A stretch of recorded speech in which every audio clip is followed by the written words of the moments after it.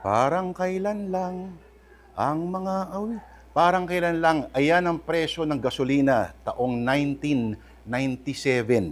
Biruin mo yan, ang premium gasoline ng Petron, anunsyo nila noon, 11 pesos 30 centavos. Nagtaas mula 10 piso at 80 centavos. Ang unleaded, abay, mas mura pa unleaded noon. Ang unleaded, mula 10 pesos and 90 centavos. Mula 10 pesos 89 naging 10 pesos and 90 centavos. Ang LPG, ang 1 litro 7 pesos and 20 centavos. Ang presyo naman ng Shell, 11 pesos para sa premium gasoline. Ganon din, 10 pesos and 90 centavos para sa unleaded. Tindi, no? Ang Caltex naman ng premium, 11.89. Yan ang presyo ng gasolina noong 1997. At biruin mo, nagrarally na ang mga tao niyan. So bakit significant yung taon na yon? Kasi the year after, ayan na.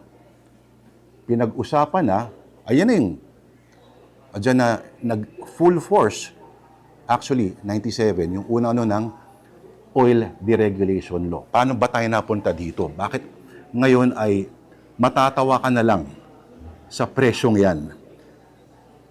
Ika nga parang ang sarap pala mag-full tank pa pala noon, ano? Paano ba tayo napunta dito? Next week, mga kapatid, baka lang hindi nyo alam, baka magulat kayo. Mayroon pang susunod na pagtaas, may next batch pa ng pagtaas. So kung ako sa inyo, Friday the 13th, ika nga full tank na nyo.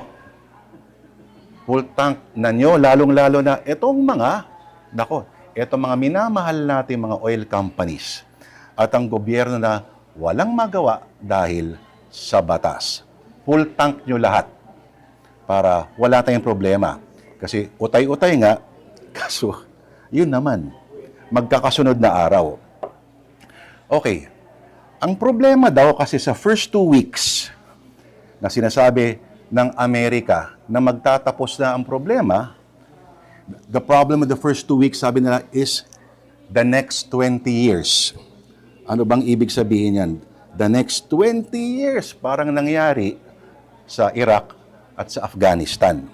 Kala nila, mabilisan at madalian lamang ang pagpasok ng mga tropa, pagdating doon, on the ground, ang realidad ay iba pala. At habang walang kasiguraduhan kung kailan matatapos ang gera, wala rin kasiguraduhan ang presyo ng ating gasolina.